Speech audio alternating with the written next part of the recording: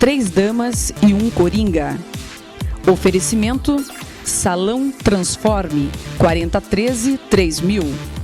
Silvana Carvalho Negócios Imobiliários, 4023-0176. Arisa Centro Veterinário, 4023-2898.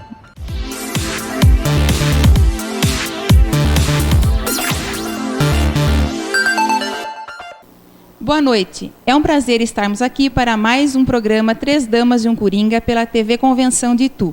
Nossa entrevistada essa noite é uma das mais ferrenhas divulgadoras da obra do padre Bento Dias Pacheco, a jornalista Benedita Martins Chanoski, a Ditinha Chanoski. Boa noite, Ditinha. Boa noite. Tudo bom?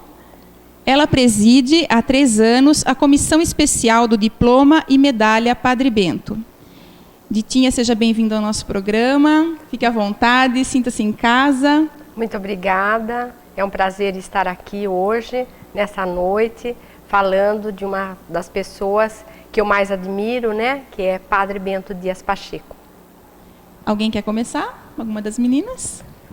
Eu gostaria de saber quem foi o padre, o padre que é motivo de tanta devoção assim para você. Pois é. Padre Bento Dias Pacheco é um santo sacerdote ituano. Não foi ainda elevado à honra dos altares.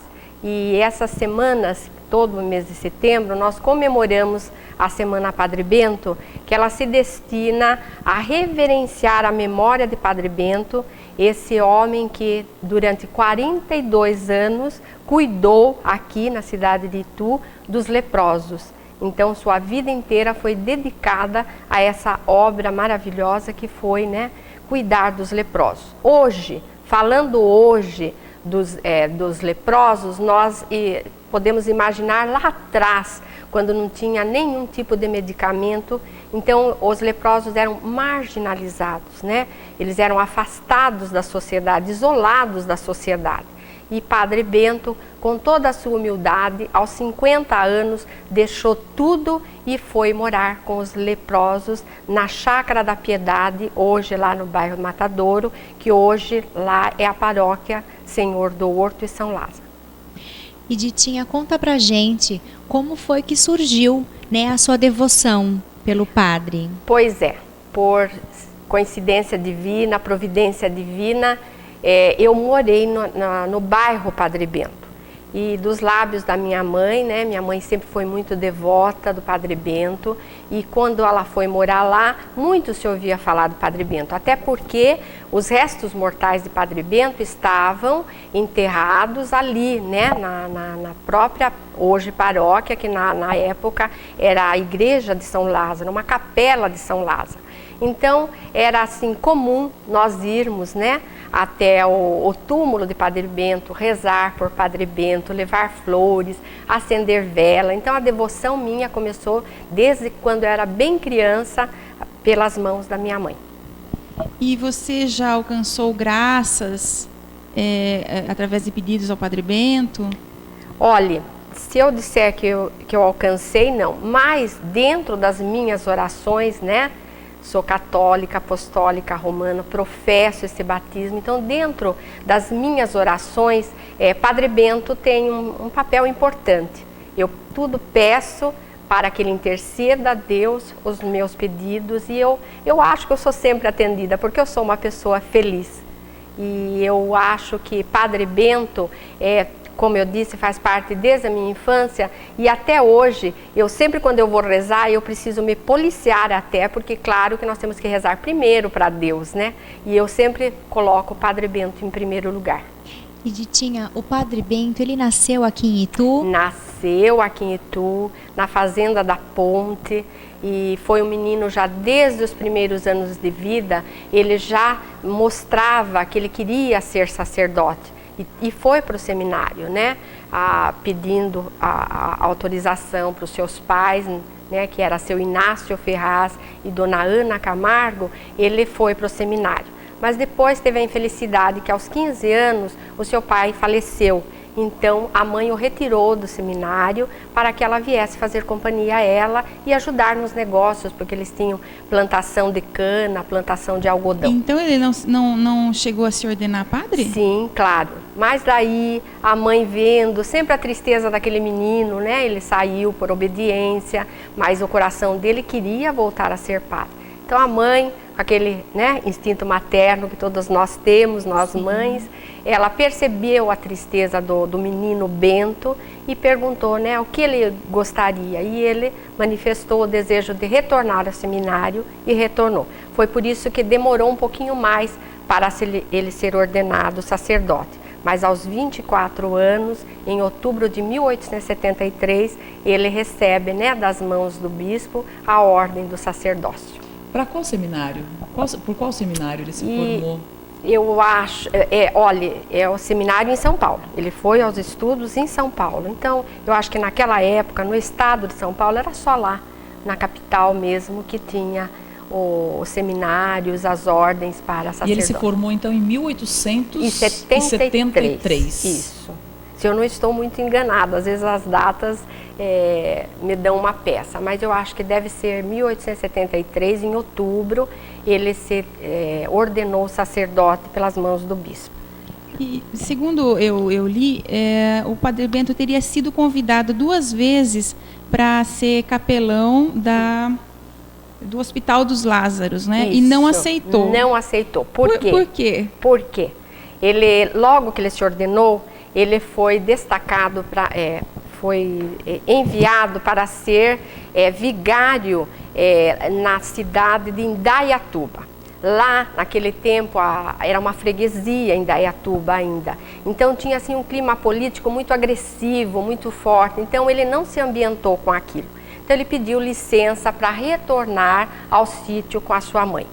Lá, retornando, então ele ministrava os sacramentos, porque ele era sacerdote, ele celebrava a missa na capela da família, com todos os seus escravos, com todos os colonos, os sitiantes que viviam naquela redondeza, todos eles, então, participavam da missa de Padre Bento. E nessa época, então, ele foi convidado 2 vezes pela Câmara Municipal de Itu para estar sendo capelão no Hospital Leprosário. Ele recusou por 2 vezes. Por quê? Por medo, pelo contágio, porque naquele tempo o contágio era muito forte, bastava você pegar numa pessoa, a própria sudorese da mão já permitia com que esse contágio fosse passado para a pessoa. Então ele tinha muito medo. E ele começou a rezar muito. Na verdade, as pessoas não sabiam muito como é que pegava. Não existia né? um tratamento, era esse leprosário onde jogavam. A própria família deixava o doente lá, nunca mais retornava, né? Então, ele vendo toda aquela tristeza daqueles leprosos, abandonados à própria sorte, ele sabia que ele tinha aqui, mas ele tinha medo, ele tinha a parte humana, né? Claro. E ele tinha muito medo, tinha asco, né, de olhar porque aquele tempo eles perdiam assim partes do corpo, dedo, unha, nariz, né? Então era assim um cemitério vivo ali. Sim. Era muito uma situação muito triste mesmo.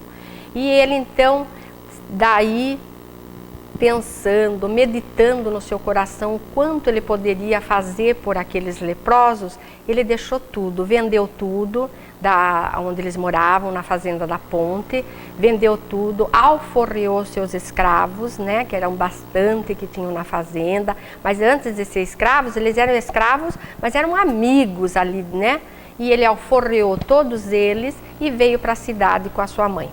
Foi até a igreja matriz de Nossa Senhora da Candelária, ele e sua mãe, consta em livros, né, editados por Chico Nardi, Dantas Filho, que ele orou muito, eles ficaram quase uma manhã toda orando para Nossa Senhora da Candelária, para que ela desse uma luz, e ele saiu de lá disposto a colocar a mãe dele num lugar onde alguém pudesse cuidar de sua mãe, que já era bastante idosa, e ele aos 50 anos deixou tudo, vendeu tudo, deu tudo aos pobres e chegou lá no leprosário com toda aquela situação dramática, aquele sofrimento dos irmãos, e com toda a sua humildade ele abriu os braços, consta, né, que ele só ficou com uma batina bem surrada e entrou no leprosário, abriu os braços e disse: vim morar com vocês. Mas ele não veio morar só com o corpo, ele veio morar com o coração. Porque Padre Bento, além de ser um sacerdote, ele curava as feridas dos leprosos. Ele passava a mão, sabe? Ele suavizava, ele amenizava aquela dor. Com todo o seu amor, ele passava aquele conforto, tanto espiritual como material, para os leprosos. Certa vez, falando, né, dele curar os leprosos, certa vez eu fui falar sobre Padre Bento no Rotary Club e alguém me fez uma pergunta: e qual foi o maior milagre de Padre Bento, né? E eu parei para pensar um pouco e pensei bastante, não pude responder imediatamente, mas eu pensei, puxa vida, o maior milagre de Padre Bento foi ele viver 42 anos, vivendo, ele morreu aos 92 anos, 42 anos vivendo ao lado dos leprosos, curando suas chagas, curando as feridas, amenizando cada dor, né? Indo buscar, às vezes iam avisar que tinham morféticos, que na época se falava muito em morféticos, e assim estendidos nas estradas, porque a família abandonava. Ele pegava seu cavalo e ia, carregava, colocava no lombo do cavalo e trazia esses morféticos, né? E 42 anos cuidando desses leprosos, ele não contraiu a doença. Então esse é o verdadeiro milagre, é o grande milagre, porque todos que se aproximavam, haja visto que quando eles pediam esmola, as pessoas diz que com as janelas fechadas jogavam as moedinhas, porque elas não queriam nem olhar para os morféticos, né? Então veja bem, o Padre Bento alcançou um grande milagre. Ele foi o milagre porque ele não contraiu a doença por contágio e ele vivia diretamente, comia com eles, com todos os doentes. Ele comia, ele dormia, ele ajeitava a cama, ele levava para a casinha dele, porque ele tinha um cômodo muito pequenininho onde ele dormia. Quando estava muito mal, ele levava lá na casa dele para passar a noite, para ele poder cuidar do doente. Olha. Né? Então isso tudo são registros que a gente lê e eu, Ditinha, não consigo ficar insensível a tudo isso que ele fez em vida, né? Quer dizer, Ditinha, ele se ordenou padre aos 24, aí dos 24 aos 50, ele praticamente cuidou da mãe e da fazenda. E da fazenda, mas assim mesmo continuando com o seu sacerdócio. Aí sim. Só com 50 anos é que ele foi... Ele já tinha recebido os convites para ser capelão, mas não tinha tido coragem, né? Isso, ele deve ter passado 25 anos aí com muito medo, né? Muito medo. E aí aos 50 anos aos ele 50 resolveu anos, que daí ele se entregou de corpo, missão. ele se entregou de alma mesmo, né? A fé dele, ele foi sem conflito nenhum, como instrumento a fazenda mesmo. da família dele, a fazenda da Ponte, é aquela que fica na estrada ali de Jundiaí? De Jundiaí, mas pertence ao município de Itu. E de Itu ainda. Ali que ele nasceu, por isso que ele é um santo ituano mesmo. A fazenda da Ponte é bastante conhecida, né? Bastante. Quer dizer que no futuro a gente pode ainda vir a ter um santo nascido em Itu? Puxa vida, mas esse é o nosso sonho. E como que está o processo de beatificação? Então, veja bem, o que precisa, né, para esse processo de beatificação, canonização? Nós tivemos há pouco tempo, eu acho que foi assim alguma coisa muito inédita para nós, que foi a canonização de Frei Galvão, foi em maio de 2007. Primeiro santo, eu acho que foi o primeiro, assim, que a gente viu um pouquinho o que é a canonização, né, a beatificação. É necessário, assim, toda uma parte burocrática, uma parte, assim, de estar realmente merecendo ser, né? Às vezes, claro, eu vou garantir que Padre Bento merece, mas claro que precisa passar por um certo processo, por todo esse processo, né? A canonização e a beatificação. Então, isso tudo levou Padre Bento, já está, por exemplo, nós já enviamos, eu me lembro que eu comecei meu trabalho no jornal Federação e lá tinha uma pessoa que era o presidente da Fazbem, Famílias da Causa de Padre Bento.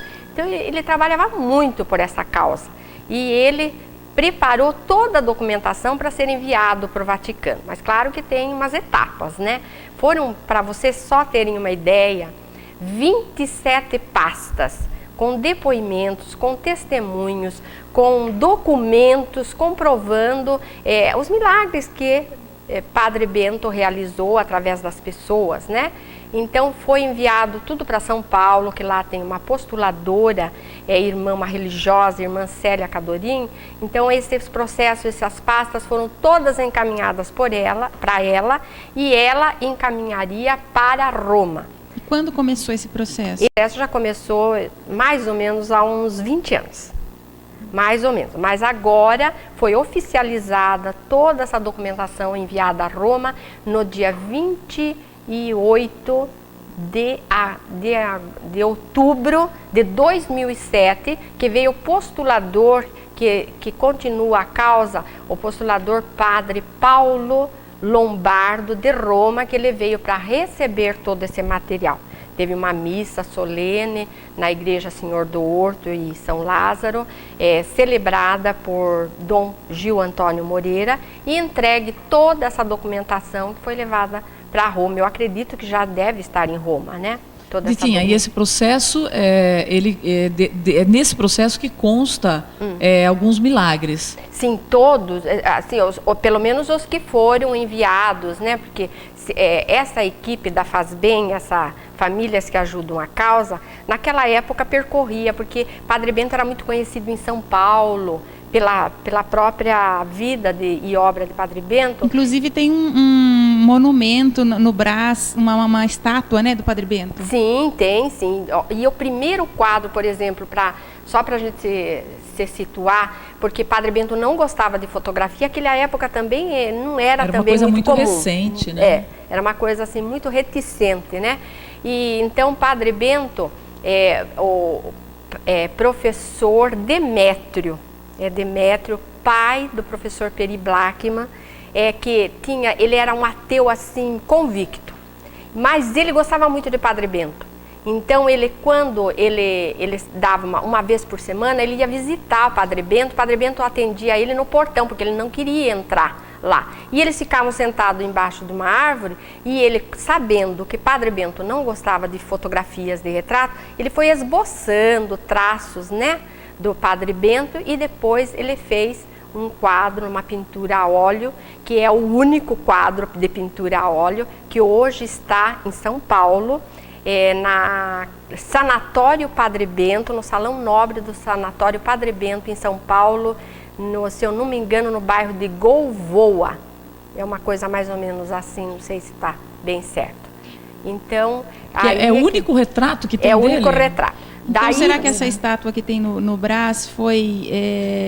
extraída daquele retrato de pintura a óleo. Depois, quando o Padre Bento já estava assim bem doentinho, o Padre Bento teve assim vários problemas de saúde, mas de velhice, né? Então ele já estava assim, ficando cego, já não distinguia mais os vultos. Então um dentista na época, Paulo Marcos de Almeida, conseguiu tirar uma foto dele, que é essa foto que depois eu trouxe para vocês, que é essa foto que acompanha as orações de Padre Bento, a divulgação do Padre Bento, é essa foto que esse dentista tirou. Ainda tem umas cópias dessa pintura a óleo também sendo espalhadas por aí, né? E Ditinha, dentre esses milagres que foram, né, enviados para Roma, conta pra gente alguma história que você tem de algum milagre que você tem conhecimento e que te marcou dentro desse período que você é devota. Veja bem, olha, aí é que está, eu só posso afirmar porque eu não vi também não fui eu que vi esses depoimentos, que já estavam todos catalogados para serem enviados. Mas esse Ismael Nunes, não eu, um ferrenho batalhador pela vida, causa e vida e a obra de Padre Bento, ele dizia que uma menina, sabe, muito doente, já estava assim com leucemia assim para morrer, e alguém foi lá e levou uma relíquia de Padre Bento. E na mesma hora a mãe disse que colocou na menina, e a menina pegou nas mãos esse relicário e nunca mais queria tirar. E ela foi sarando, e depois de algum tempo ela não tinha mais a leucemia. Mas eu não vi, eu estou contando aquilo que me contaram, né? E geralmente precisa também de... não é bem uma inspeção médica, né? Mas precisa de uma perícia, laudos médicos e tal. Tudo isso precisa muito. E sabe, a gente envia aquele monte de documentos, tudo, de repente eles começam a pedir novos exames, novos laudos, novos documentos relativos àquilo. Você vê, e conforme vai passando o tempo, esses que alcançaram graça, às vezes já até morrem. Porque você tem 20 anos que começaram. Mas é tudo assinado, protocolizado, tudo isso. Porque não pode simplesmente eu escrever com a minha mão e mandar, não é assim. É tudo um processo, uma hierarquia. Quando foi que ele começou a operar milagres? Quando foi que você teve notícia, pelo menos? Olha, desde o dia que ele morreu, por coincidência, né, a gente que é do Jornal Federação, consta que, olha, Padre Bento morreu em 6 de março de 1911. Na edição de 12 de março de 1911, na capa do Jornal Federação, que nós temos lá no nosso arquivo, graças a Deus, é o enterro de Padre Bento. Eles não permitiam que enterrasse. Quem quis enterrar o Padre Bento foram os próprios doentes.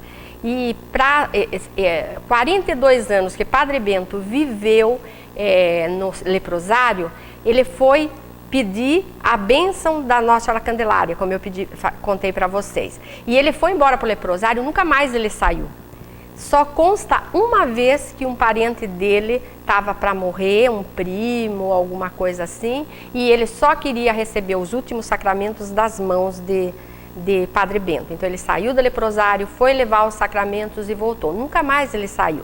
E daí, quando ele faleceu, então o corpo dele foi levado para a matriz da Candelária para ser velado.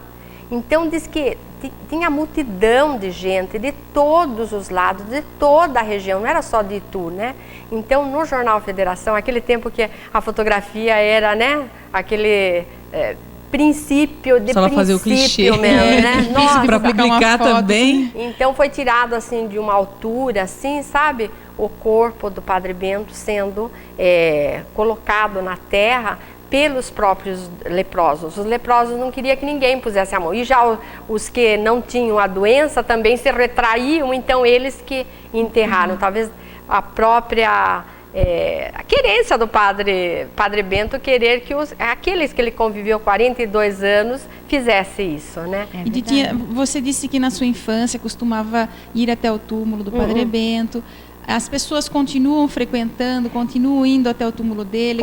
Quantas pessoas visitam o túmulo, muitas. Assim, vamos dizer, por mês ou por dia? Agora, há 2 anos, agora em setembro completa 2 anos, foi, né, como que chama, não é vigário, o pároco, Padre Francisco Carlos Caseiro Rossi, recebeu uma ordem do bispo diocesano de que transportasse os restos mortais de Padre Bento desse cemitério que fica ao lado da igreja para um sarcófago que foi mandado construir especialmente para acolher os ossos de Padre Bento. Então, há 2 anos, os ossos de Padre Bento estão dentro da igreja da paróquia Nossa Senhora do Horto. Então, já que a gente entra assim na porta, do lado direito tem o sarcófago, né, que é feito em granito preto, e lá estão. Então foi, eu não sei como que chama os termos, né, foi pego todos os ossos de Padre Bento e para colocar lá. Então foi assim uma cerimônia assim muito singela, muito triste, muito bonita, e os ossos dele foi todos transportados para esse sarcófago. Agora está dentro então da igreja. Dentro da igreja. Olha que coisa Ditinha, bonita. Ele, pelo que você conta, né, a mãe dele era dona da fazenda da Ponte. Sim, eles eram de família muito abastada. Era uma família muito rica. Muito rica, muito. E ele tem algum parentesco com os Pacheco de hoje que... Tem, sabe? Até a Ana Carolina Pacheco, ela fala sempre que tem, porque eu não vi a árvore genealógica, que seria bastante interessante. Parece que o seu Ismael tem algum, não é totalmente essa árvore genealógica, mas alguns dados importantes tem, e ela diz que parece que Padre Bento era primo dos avós dela, de terceiro grau, alguma coisa assim, né? Então tem parentesco com os Pacheco de hoje. Sim, tem parentesco. Ditinha, a cidade realiza, geralmente no mês de setembro, né? Isso. Uma semana denominada Semana Padre Bento. Padre Bento, Este ano acontece a 39ª. 39ª Semana Padre Bento. E já temos a programação. Então, veja bem, existe uma comissão para preparar essas solenidades da Semana Padre Bento, e é nomeado pelo poder, né, executivo, no caso, o prefeito municipal envia uma portaria nomeando algumas pessoas da sociedade para tomar parte, e a Casa da Cultura elabora a programação junto com essa comissão nomeada pelo prefeito. Essa comissão nomeada pelo prefeito que elege a pessoa que vai receber a medalha? Não. Aí já é outra coisa. Aí já tá. é a Câmara de Vereadores, a presidência da Câmara de Vereadores. Aí ela convoca uma outra comissão de 5 pessoas. Que né? é a comissão que a Ditinha E que eu faço preside. parte, exatamente. Que daí essas 5 pessoas é que vão indicar para o plenário alguns nomes, e no plenário o plenário ratifica o nome indicado por vocês. Então ou não. tá explicado. Ou não. Viu, Então tem Ditinha? bastante coisa agora que se explica. E quem mais, além de você, faz parte dessa comissão que escolhe? Olha, cada ano ela é remanejada, a cada ano. Eu estou, acho que Há quanto tempo você está na 3 anos que eu estou nessa comissão da indicação do nome da medalha Padre Bento. Depois que eu recebi, eu fui chamada para ser. Mas os elementos sempre mudam. Você recebeu, né, a medalha Padre Bento? Em que ano você recebeu? Eu recebi no ano de 2004. Quantas pessoas já foram também agraciadas assim como você? Até agora 13 pessoas, né? Dentro dessa portaria de Padre Bento, pede-se que escolham pessoas que viveram a vida e a obra de Padre Bento, que tenham alguma ligação, e foi acrescentado também que além de pessoas, né, individuais, sejam também envolvidas entidades, né, que desenvolvam o mesmo trabalho, assim, principalmente na área da saúde, que Padre Bento exerceu, né? Quem mais você lembra que já recebeu a medalha? Então, a primeira medalha foi do ferrenho, né, Ismael Nunes, que também trabalhou muitos anos com a gente no Jornal Federação. Então, ele batalhou muito, continua batalhando. Agora ele mora em São Paulo, por motivo de saúde, mas ele continua trabalhando, continua investindo nessa causa e querendo que Padre Bento, né, seja elevado à honra dos altares. E Ditinha, para que seja feita a escolha, você já disse que existem esses critérios que você acabou de citar. Uhum. E o voto, ele é secreto ou não? É secreto, mas veja bem, não seria tanto secreto porque não é a última palavra da comissão. Certo. Veja bem, a gente indica alguns nomes, a gente já tem inclusive uma relação de nomes, pelo menos quando eu comecei como presidente, já em 2005, eu já elaborei alguns nomes que a gente, junto com esse Ismael Nunes, que é uma pessoa assim bastante capacitada, que foi indicando alguns nomes. Nós temos alguns nomes e esses nomes são apresentados para que sejam homenageados. O presidente também vota, no seu caso? A senhora também Não, vota? eu não voto. Não pode votar? Não, poder até pode, mas... Seria mais como critério de desempate mesmo, Isso, exatamente. Né? Eu nunca votei. Eu apresento alguns nomes, algumas pessoas. Daí a comissão é que faz a escolha, né? Agora, e daí faz para plenário. É a presidência da Câmara que escolhe a comissão também? Isso. Não, que nomeia a que comissão. Nomeia a comissão? A comissão. Todos os anos, no mês de fevereiro, é nomeada uma comissão. Pela presidência da Câmara Municipal. Pela presidência da Câmara Municipal. Quer dizer, é dentro da lei que já rege para todos os anos ter essa nomeação, né? Nós vamos para o intervalo comercial e voltamos já já. Nossa, Gustavo. 3 damas e um coringa. Oferecimento Fates Floricultura 4022-0255. Maria Filó 4022-4765. Restaurante São José 4022-2240.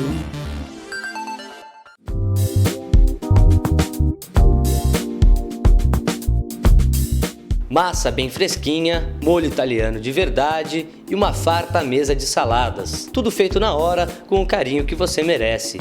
Almoço ou jantar no Mantovani Restaurante é assim, o prazer de comer bem todos os dias. Mantovani Restaurante, almoços executivos, buffets de massas e saladas. Mantovani Restaurante e Pizzaria, no Plaza Shopping Itu, telefone 4022-3118. Buquês, arranjos e ramalhetes, plantas ornamentais e frutíferas.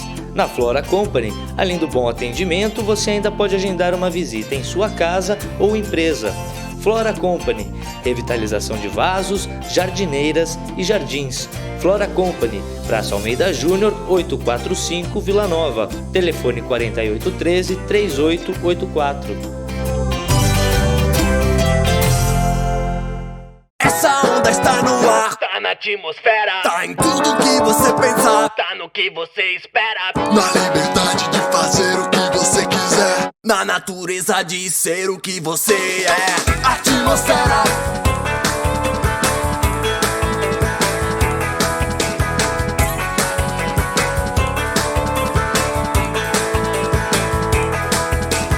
Essa onda está no ar, atmosfera surf, essa onda está no ar, atmosfera surf. 3 damas e um coringa. Oferecimento Mantovani Restaurante 4022-118. Flora Company 4813-3884. Tradição Pavani 4025-1515.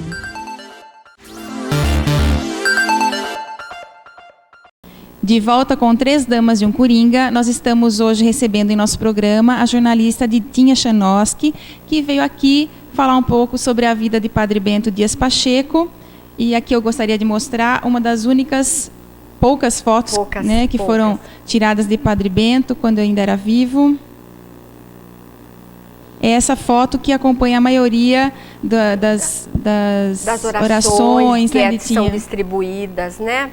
E a vida, e também tem os dados, né? De Padre Bento dentro, isso, aqui nascimento, morte, né? A oração. Bom, Ditinha, no bloco anterior nós falamos muito sobre Padre Bento, mas assim, as pessoas não entendem muito como que funciona esse processo de beatificação, de canonização, lá, né, que acontece lá em Roma. Explica um pouco para o nosso telespectador como é que acontece isso lá, como é que é esse processo? Então, beatificação é uma primeira fase, né, do processo para se beatificar. A beatificação, a igreja permite que se preste um culto público apenas na região onde viveu o beato, por exemplo, no caso, para que as pessoas sabem de quem estão falando, né? Já a canonização, já a igreja já permite, libera que o culto público se estenda ao mundo inteiro, né? Porque daí, quando acontece a canonização, que ela já ele já consegue essa canonização, então ele já é santo. Hoje o Padre Bento é o quê? É beato? Não, ainda não, nem beato. Não, nem beato, né? E o ituano pode esperar isso para quando? Esperar esse resultado assim? O ituano, veja bem, a gente gosta das coisas para ontem, né? A gente sempre tem muita pressa, mas o tempo da gente não é o mesmo tempo de Deus. E quando chegar a hora, ele vai. Porque independente de toda essa vontade que nós temos de que Padre Bento seja elevado à honra dos altares, ele já é santo no altar dos nossos corações, né? Dos corações ituanos. Eu sempre digo que Itu se orgulha de possuir um estojo. Um estojo, e dentro desse estojo tem uma pérola muito bonita. E essa pérola, para mim, é Padre Bento Dias Pacheco.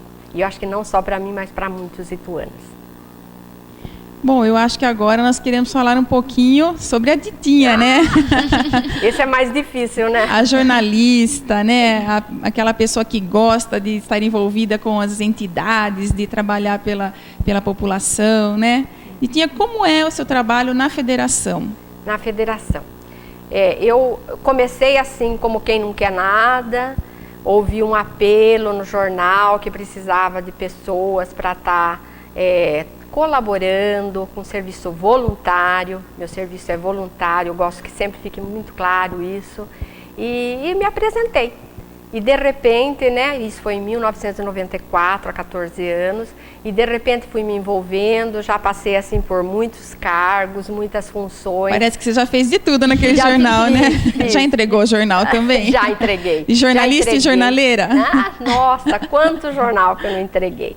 Então eu já fiz de tudo lá, fui diretora de circulação, diretora comercial, enfim, passei assim por vários, já, né, escrevo para o jornal, tenho a coluna social, já fiz artigos, enfim, é aquilo que eu gosto. Eu acho que de repente eu me joguei lá e eu vi que era a minha praia, né, porque às vezes a gente entra em alguma coisa e não é nada daquilo que a gente estava pensando. Sim. Então gosto muito daquilo que faço com a maior das alegrias, eu quero ser útil, eu quero ajudar, quero colaborar, esse é meu trabalho. E você fez vários cursos de comunicação, fotografia, né? Claro. Esses cursos, todos eu acredito que em função da nova atividade no jornal. Sim, exatamente, porque até então, olha, eu era uma nulidade na máquina fotográfica, hoje até digital, né?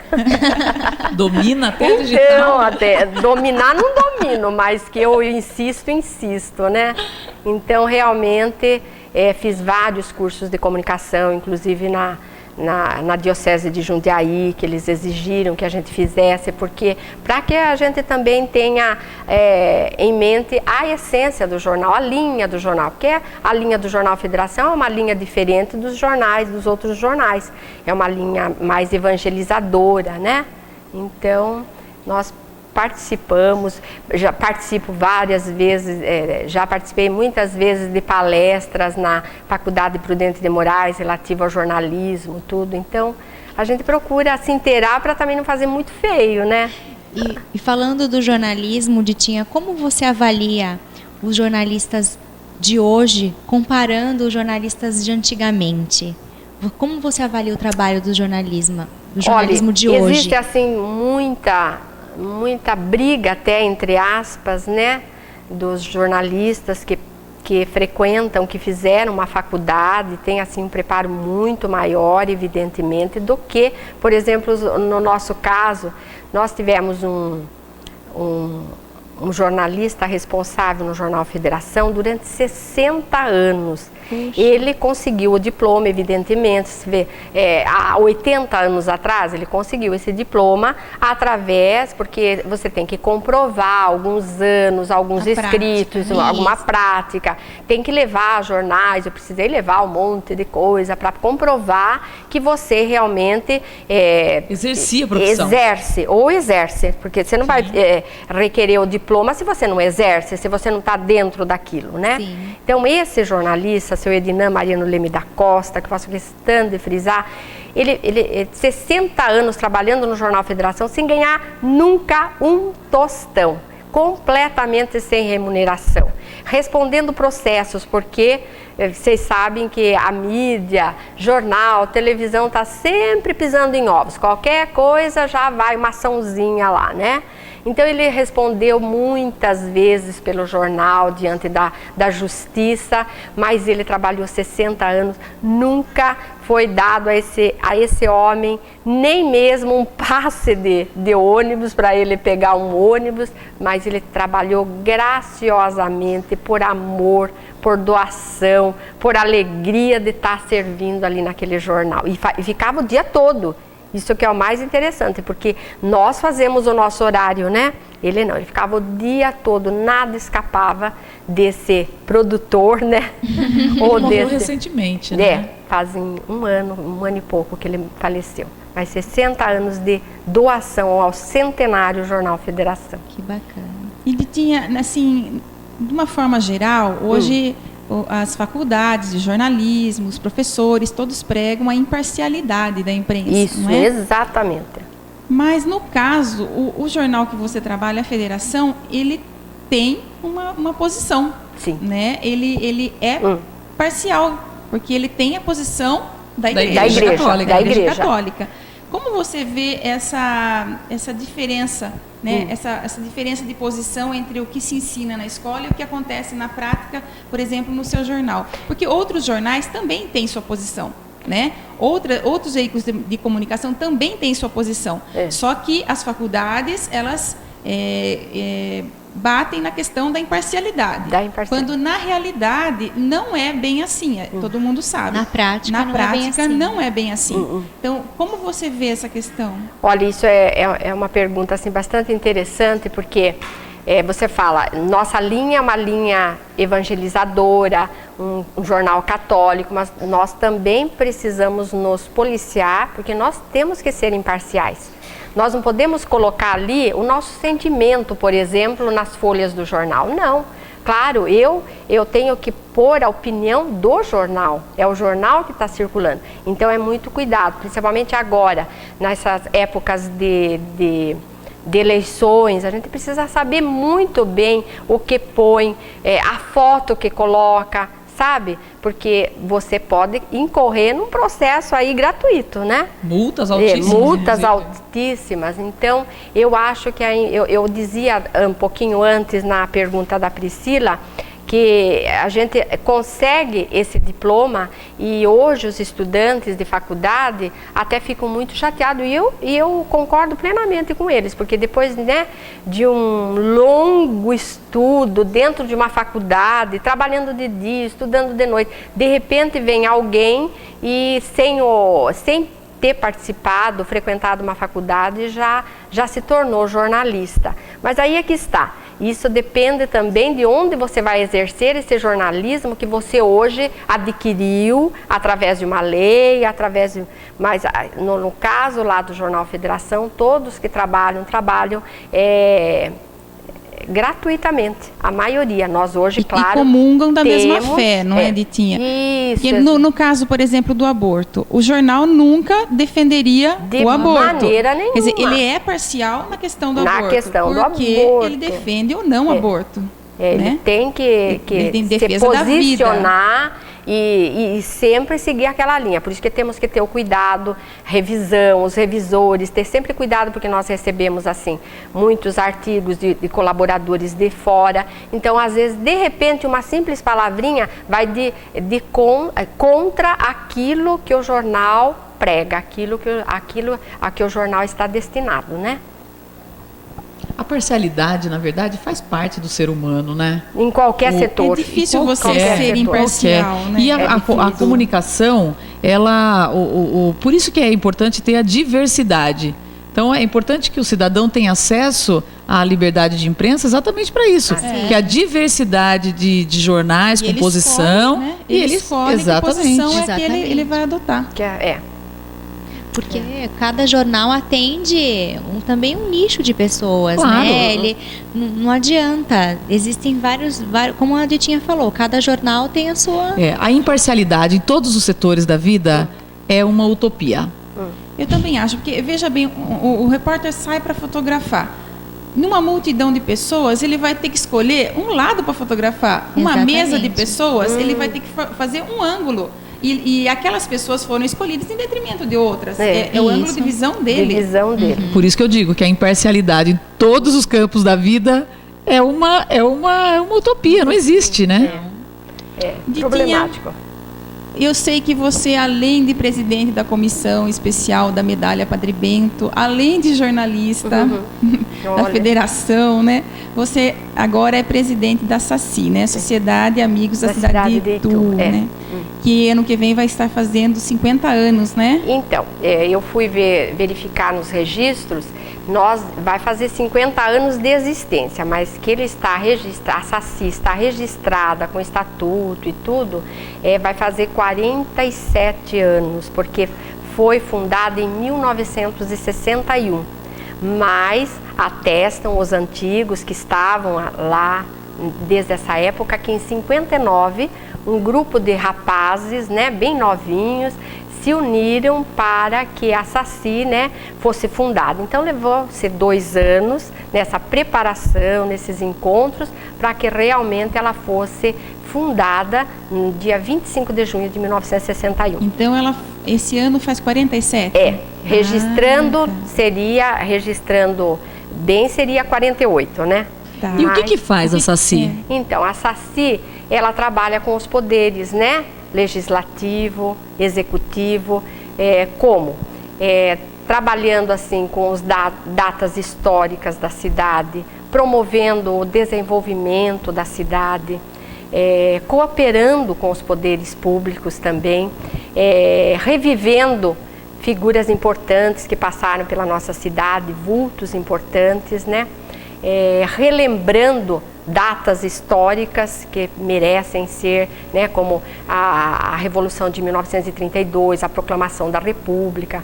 Então ela visa assim mais a parte da cidade, né? O desenvolvimento da cultura artística, tudo isso envolve o trabalho da Sociedade Amigos da Cidade de Itu.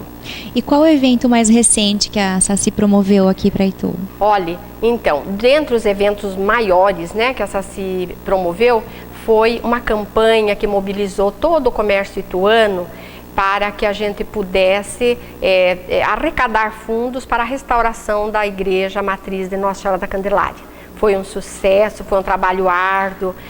Na época, então, o nosso presidente era Alberto Moreira.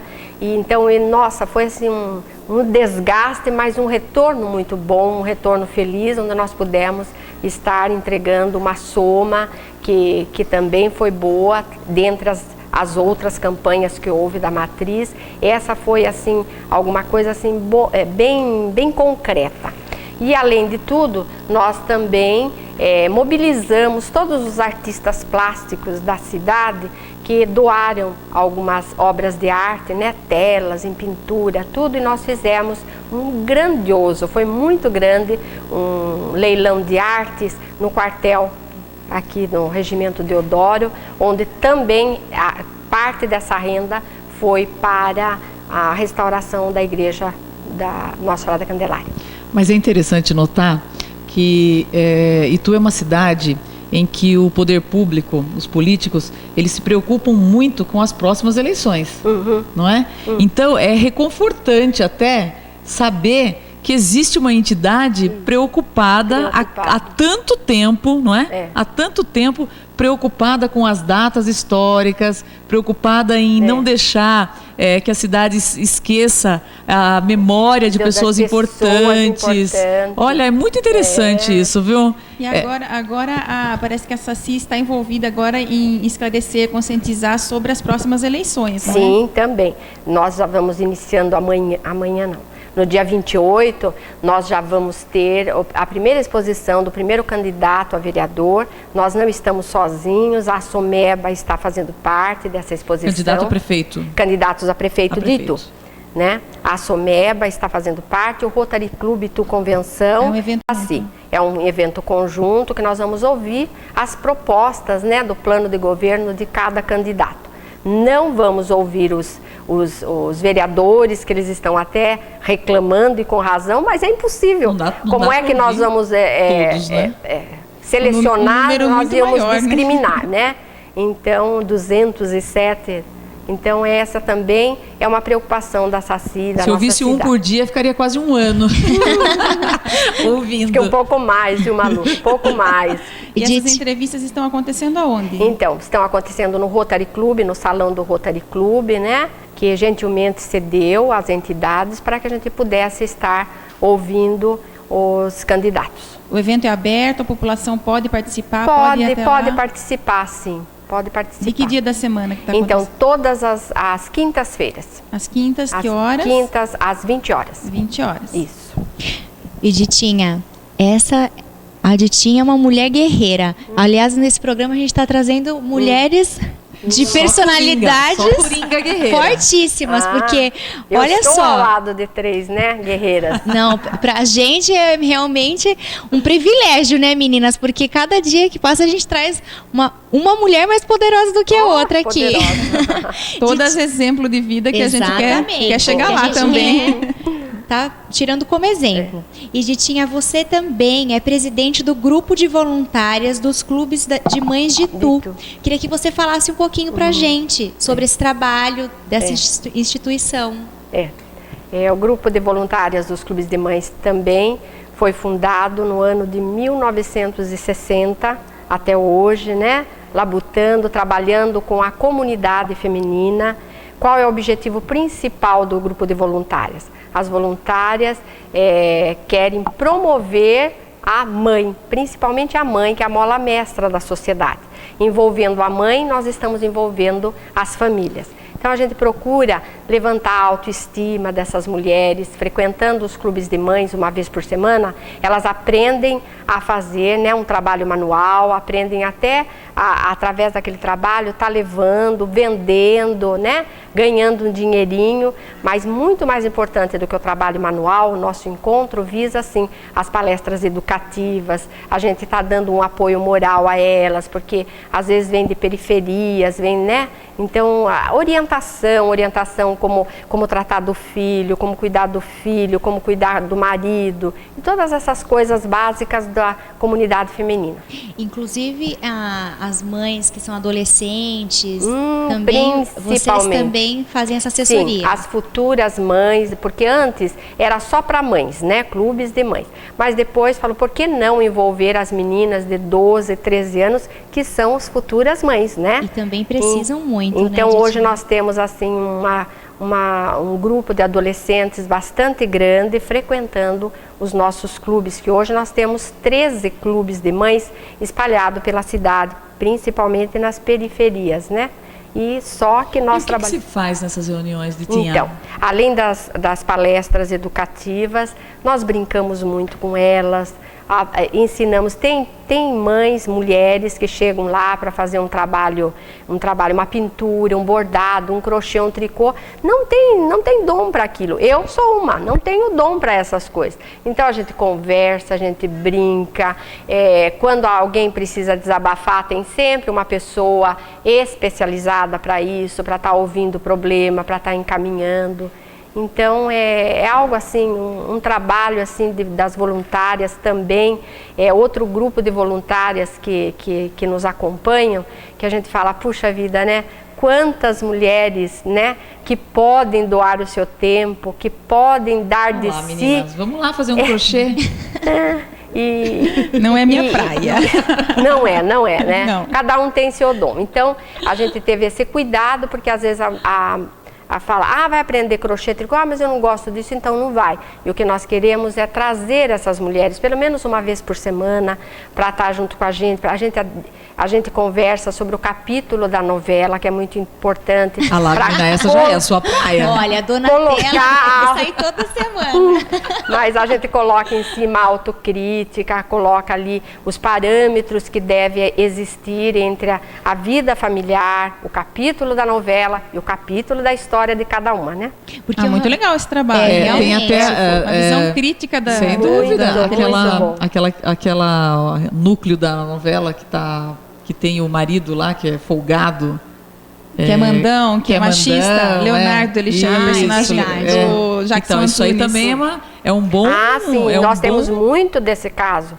Violência, quantas vezes nós já recebemos mães em determinados clubes que vinham com manchas, com alguma hematoma, e depois que vai perder, conseguindo a confiança, elas acabam contando por que bateu. Aí envolve todo aquele processo, bateu porque bebia muito, então vai encaminhar para o AA, sabe? Todo esse processo, a gente tem um trabalho assim muito estruturado, que vai bem de encontro. É uma forma de ajudar essas famílias de verdade. De verdade. Mesmo, né? O que nós mais precisamos, principalmente dentro desse trabalho do grupo de voluntárias, é um centro de apoio para a mulher, né, vítima de violência, as crianças vítimas da violência. Porque vai lá, dá parte do marido, depois fica com medo de voltar para casa. Então nós precisamos batalhar, e o grupo de voluntárias tem se empenhado nisso, para que a gente consiga um centro de apoio para as vítimas da violência, principalmente doméstica, né? Olha, se eu contar para vocês que além de tudo isso que a Ditinha já falou, ela ainda faz parte da União dos Amigos do Regimento Deodoro, da Escola de Paz do Brasil. Tem marido, 3 filhos, uma neta. Que legal! Olha, Ditinha, onde você arranja energia para tudo isso? O seu dia, não, além da energia, o seu dia tem quantas horas? Da meio-dia às 6, tá tudo bem lá em casa, né? Mas veja bem, eu, além de Padre Bento, quando fiz teologia, eu fiz curso de teologia durante 3 anos, e no primeiro ano desse curso de teologia, o meu professor foi Dom Gabriel Paulino Bueno Couto, outro santo que também já começou já tá no caminho o processo, também, né? Que ele era um santinho mesmo. E ele dizia na sala de aula, nunca se preocupe, se ocupe, né? E eu acho que essa é uma primícia que eu levo para o meu dia a dia. Agora, posso desenvolver todos esses trabalhos, todas essas atividades, porque eu tenho o apoio da minha família. Se eu não tivesse, como é que eu ia fazer, né? Eu tenho meu marido, Getúlio, que me apoia, incentiva todo o meu trabalho. Então eu agradeço a Deus pela família que tenho. Tenho meus 3 filhos também, hoje há 1 ano e pouco, uma netinha, Maria Clara. Mas, olha, é só a gente querer, que o tempo é a gente que faz, né? E eu acho que tudo aquilo que a gente faz com prazer é muito gostoso. Eu sempre ouço também dizer que todo trabalho, cada trabalho tem que ser prazeroso, jamais ser pesaroso, né? Então eu acho que tudo isso contribui para que a gente faça tudo com muita alegria, e eu acho que tudo que eu faço eu gosto muito de tudo que eu faço, e é por isso que eu não saio pelas tangentes, né? E eu acho que a hora que eu parar é porque o gás acabou, mas enquanto eu tiver... Imagina só a netinha dela, que hoje tem 1 ano e meio, quando ficar moça, não é? E contar para todo mundo, a minha avó participou da vida lá, para tornar 2 homens santos, que é o Dom Gabriel e o Padre Teodora também, que está aí também, né? Pois é. Que orgulho que ela vai, né? Pois é, que orgulho que ela vai ter. Mas hoje é eu que tenho orgulho da minha netinha. Ô, coruja. Eu falava, ai meu Deus, eu já vou ser vó. Ai, já tô ficando velha, né? Mas é um sentimento muito bom, muito gostoso. Logo vocês vão ter esse sentimento. Tomara. Espero que fique um pouco para depois. Não tenham pressa. Tá um pouco cedo. Não tenham pressa, mas quando vier, como dizem, né? Vós são pais com açúcar. É verdade. É verdade. Tias também, né? Tias também. Olha lá, minha tia lá. Nós estamos encerrando o nosso programa, mas antes, Ditinha, você como uma pessoa que sempre acostumou-se a fazer, a não esperar acontecer, não é? Que esteve sempre envolvida com as entidades da cidade, que trabalha em prol da comunidade. Eu queria que você deixasse para o nosso telespectador uma mensagem de incentivo à colaboração, à participação, né? À liderança, à cidadania.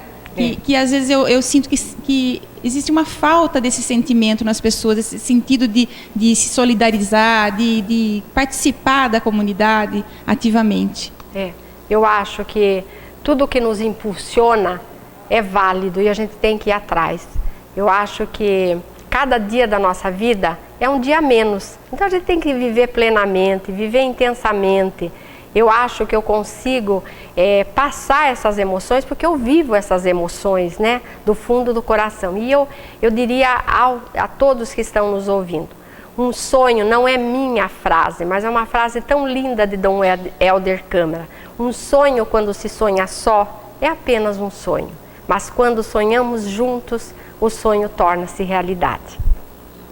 É tão mais gostoso sonhar junto, né? Delícia, com certeza. não? Eu sonho o dia inteiro. Mais alguma pergunta, meninas? Eu queria saber qual é o seu cantinho preferido de Itu.